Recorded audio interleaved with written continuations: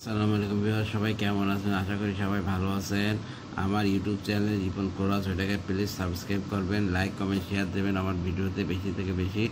আর Facebook page Ripon chorus, ওইটাকে follow করতে পারেন, এতে আমি উৎসাহিত হই। অঙ্কটা যাক এসে পাটিগণিত করি। 5, 9 ক এবং খ এর গড় হচ্ছে 14 হলে ক প্লাস 7 এবং খ 3 এর গড় কত? তাহলে প্রশ্ন অনুসারে প্রশ্ন মতে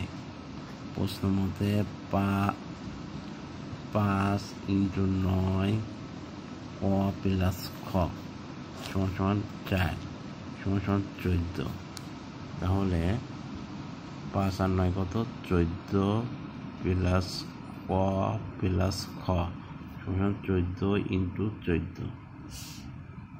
তাহলে ক প্লাস খ 14 এদিকে নিয়ে গেলাম, তাহলে কত হলো? 3 × 14 সমান 3 × 4 = 12, 3 × 1 = 3, 4 = 42। ক প্লাস খ সমান 42 হয়ে গেল। এবার ক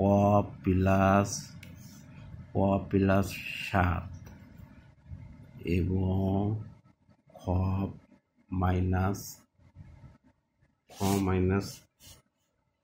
3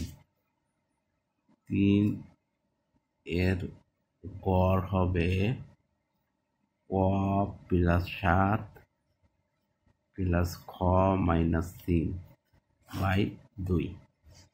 দুটো সংখ্যা সমান ক প্লাস 7 প্লাস খ মাইনাস 3/2।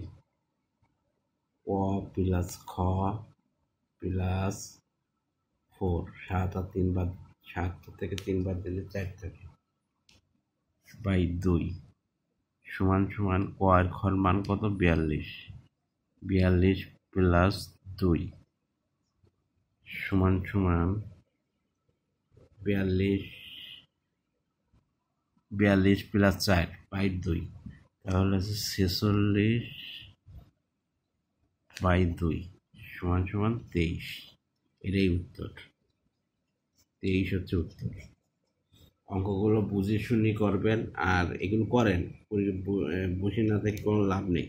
এগুলো করেন, আর চাকরির জন্য, তারপরে বিসিএস পরীক্ষার জন্য, ভাইভার জন্য, সব ক্ষেত্রে এটা অঙ্ক করা যাবে। তারপর বিদেশে যাওয়ার জন্য এগুলো তো ইংলিশে দেওয়া থাকবে, এগুলো আপনারা অ্যান্সার করবেন, আগে বাংলা বুঝে নেবেন, তারপরে পাটিগণিত এটা আপনার শিক্ষকদের পরীক্ষা, চাকরি পরীক্ষা সব জায়গায় আপনার আসবে।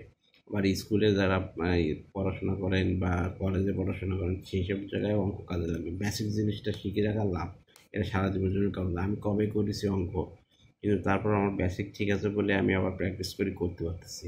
প্রথমে একটু সমস্যা হইতো, কিন্তু এই ভিডিও করতে করতে আমারও একটু আয়ত্তের ভিতরে এসে গেছে। ধন্যবাদ, ভালো থাকবেন, সুস্থ থাকবেন।